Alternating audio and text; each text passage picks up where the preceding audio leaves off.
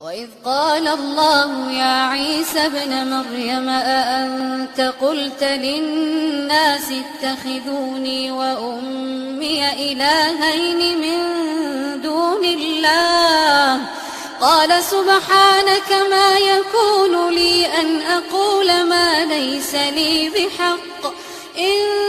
كنت قلته فقد علمته تعلم ما في نفسي ولا أعلم ما في نفسك إنك أنت علام الغيوب ما قلت لهم إلا ما أمرتني به أن اعبدوا الله ربي وربكم وكنت عليهم شهيدا ما دمت فيهم فلما توفيتني كنت أنت الرقيب عليهم وأنت على كل شيء شهيد ما قلت لهم إلا ما أمرتني به أن اعبدوا الله ربي وربكم وكنت عليهم شهيدا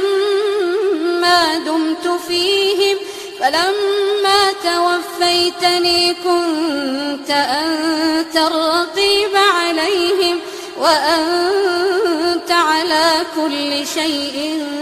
شهيد إن تعذبهم فإنهم عبادك إن تعذبهم فإنهم عبادك إن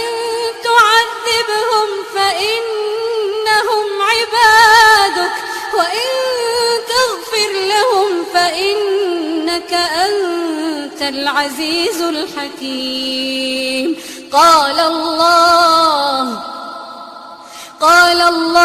هذا يوم ينفع الصادقين صدقهم لهم جنات تجري من تحتها الأنهار خالدين فيها أبدا رضي الله عنهم ورضوا عنه ذلك الفوز العظيم لله ملك السماوات والأرض وما فيهن وهو على كل شيء قدير